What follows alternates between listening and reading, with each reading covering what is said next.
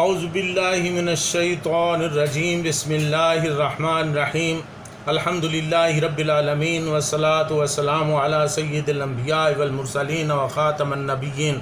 معزز ناظرین السلام علیکم ورحمۃ اللہ وبرکاتہ۔ جاذب پبلیکیشنز میں خوش آمدید۔ میں محمد سعید جاذب آپ کی خدمت میں حاضر ہوں۔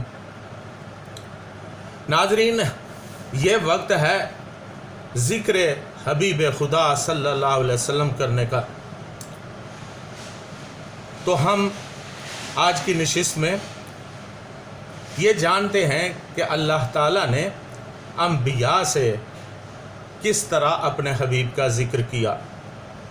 پارہ نمبر 3 سورہ آل عمران آیت نمبر 81 میں ارشاد باری تعالیٰ ہے وَإِذَا أَخَذَ اللَّهُ مِيثَاقَ النَّبِيِّينَ لَمَا آتَيْتُكُم مِّن خِطَابٍ وَحِكْمَةٍ ثُمَّ جَاءَكُمْ رَسُولٌ مُّصَدِّقٌ لِّمَا مَعَكُمْ لَتُؤْمِنُنَّ بِهِ وَلَتَنصُرُنَّهُ قَالَ أَقْرَرْتُمْ وَأَخَذْتُمْ عَلَىٰ ذَلِكُمْ إِصْرِي قَالُوا أَقْرَرْنَا قَالَ فَاشْهَدُوا وَأَنَا مَعَكُم مِّنَ الشَّاهِدِينَ۔ اس کا سادہ ترجمہ یہ ہے، اور جب اللہ تعالیٰ نے تمام انبیاء سے پختہ وعدہ لیا کہ جب تمہیں کتاب اور حکمت میں سے دے دیا جائے، پھر تمہارے پاس ایک رسول آئے جو اس کی تصدیق کرے جو تمہارے پاس ہے، تو اس پر ایمان لانا اور اس کی مدد بھی کرنا۔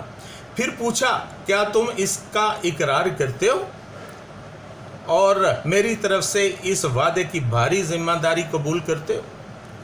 سب نے کہا یا اللہ ہم اقرار کرتے۔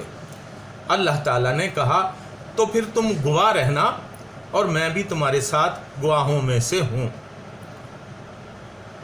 حضرت سیدنا علی کرم اللہ وجہہ اور ابن عباس رضی اللہ تعالیٰ عنہ سے روایت ہے کہ اللہ تعالیٰ نے تمام انبیاء سے پختہ وعدہ لیا کہ ان کی موجودگی میں حضرت رسول کریم صلی اللہ علیہ وسلم تشریف لائیں تو ان پر لازم ہے کہ وہ حضور کی رسالت پر ایمان لائیں اور آپ کے دین کی تائید و نصرت کریں۔ چنانچہ تمام انبیاء نے اپنے اپنے دور میں اپنے امتیوں کو تلقین کی اور سمجھایا کہ ایک نبی آخر میں آئے گا، تم میں سے جو کوئی ان کا دور پائے وہ ان کی اطاعت کرے۔ پھر شب معراج تمام انبیاء کا بیت المقدس میں مجتمع ہو کر حضور سرور کائنات صلی اللہ علیہ وسلم کی امامت میں حضور کی شریعت کے مطابق نماز ادا کرنا اسی بلند مرتبت عہد کی عملی توثیق ہے۔ ناظرین، حاکم، بیہقی، مشکات شریف اور بخاری شریف ان سب کی حدیث مرسل ہے کہ نبی اکرم صلی اللہ علیہ وسلم سے جب پوچھا گیا کہ یا رسول اللہ صلی اللہ علیہ وسلم آپ کب سے نبی ہیں، تو آپ نے فرمایا میں اس وقت بھی نبی تھا جب حضرت آدم علیہ السلام ابھی روح اور جسم کے درمیان میں تھے۔ آپ نے یہ بھی فرمایا کہ جب اللہ تعالیٰ نے الست بربکم کہہ کر تمام ارواح سے میثاق توحید باندھا تھا تو میں بھی اس میثاق میں موجود تھا۔ تو ناظرین، اس میثاق رسالت سے جو چند باتیں اخذ ہوتی ہیں میں مختصراً ان کا ذکر کر دیتا ہوں۔ پہلی بات یہ ہے کہ نبی عالم ارواح میں بھی نبی ہی ہوتا ہے، یہ بات یاد رکھنے کی ہے۔ ان کی روح کی تخلیق بھی نبی کے طور پر ہوتی ہے، یعنی وہ شروع ہی سے اللہ تعالیٰ کا خاص بندہ ہوتا ہے۔ دوسری بات، تمام نبیوں کا مشن ایک ہی ہے کہ وہ اللہ کا نام بلند کریں، البتہ تہذیب و تمدن کے لحاظ سے شریعت میں فرق ہے۔ تمام انبیاء کی اپنی اپنی شریعتیں تھیں، وقت کے مطابق اور جگہ کے مطابق۔ پھر تیسری بات یہ ہے کہ تمام انبیاء اس وعدے کے پابند ہیں جو انہوں نے عالم ارواح میں بقائمی ہوش و حواس اللہ سے کیا تھا۔ یہ پابندی ان کی اختیاری ہے، ان کے خمیر کا حصہ نہیں۔ خمیر کا حصہ ہونے سے مراد یہ ہے کہ اللہ تعالیٰ نے زبردستی ان میں ڈال دی ہو کہ وہ مجبور ہیں کہ وہ یہی کریں گے۔ نہیں، بلکہ ان کو اختیار دے دیا گیا کہ یہ بات تم اپنے اختیار سے مانو، اگر اقرار کرتے ہو تو پھر ٹھیک ہے۔ تو سب نے اقرار کر لیا تھا۔ اگلی بات یہ ہے کہ وعدہ یہ بھی تھا، ہر نبی اپنے پیروکاروں کو بتائے گا اور خود بھی اس بات کا پابند ہوگا کہ اگر کوئی نبی ان کے بعد آئے گا تو وہ ان کی کتاب اور شریعت کی بھی تصدیق کرے گا اور ان کے پیروکاران کے بعد آنے والے نبی کی بھی اطاعت کریں گے۔ یعنی ہر نبی کی شریعت اور پیغام ایک خاص وقت تک ہے، نئے رسول کے بعد پہلی شریعت خود بخود منسوخ ہو جاتی ہے۔ اس لیے یہودی اگر موسیٰ علیہ السلام پر آ کر ٹھہر گئے ہیں تو یہ غلط ہے، انہیں حضرت عیسیٰ علیہ السلام کو تسلیم کرنا چاہیے تھا۔ اسی طرح عیسائی خاتم الانبیاء فخر کونین صلی اللہ علیہ وسلم کو تسلیم نہ کر کے اپنے اوپر بڑا ظلم کر رہے ہیں۔ سب ادیان کے ماننے والوں کو اسلام پر واپس آنا چاہیے کہ ان کے انبیاء کا یہی دین تھا۔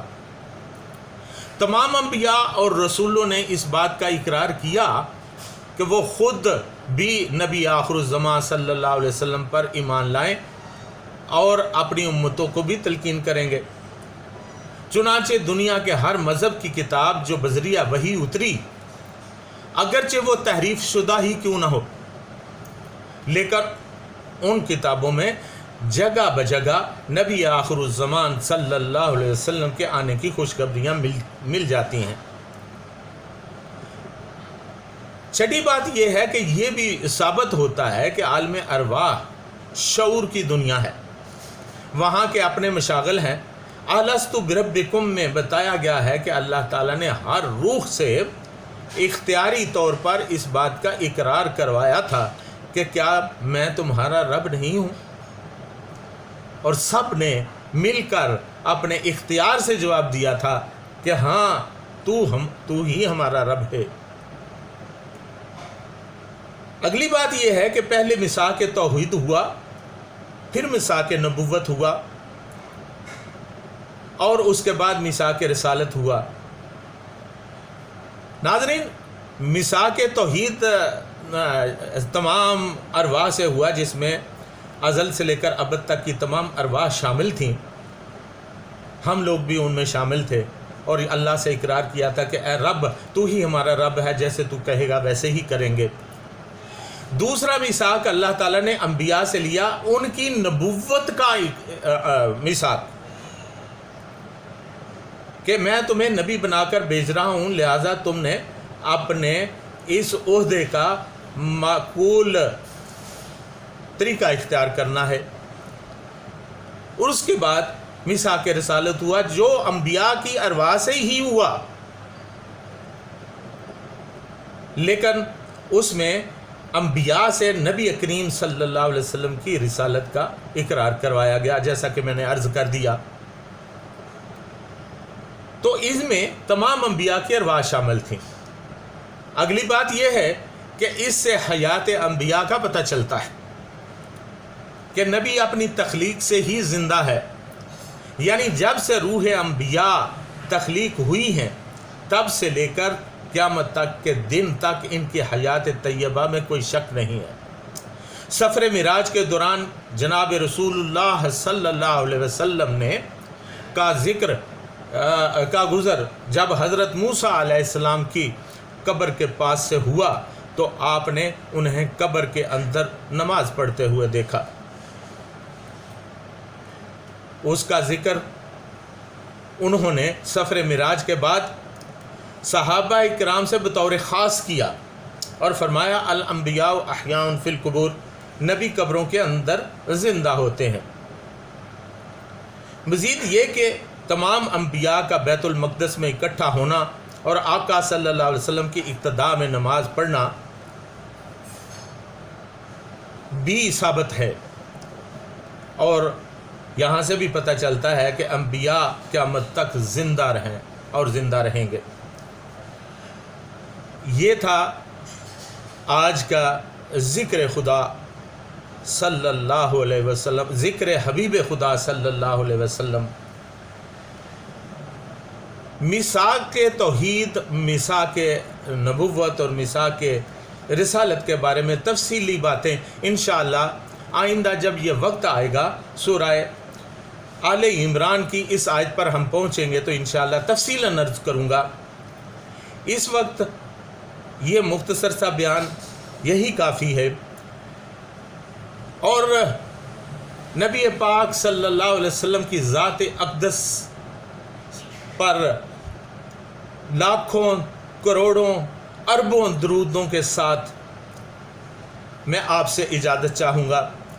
یا رب صلی وسلم دائماً ابداً علی حبیبک خیر الخلق کلہم۔ اجازت دیجیے، وما علینا الا البلاغ المبین۔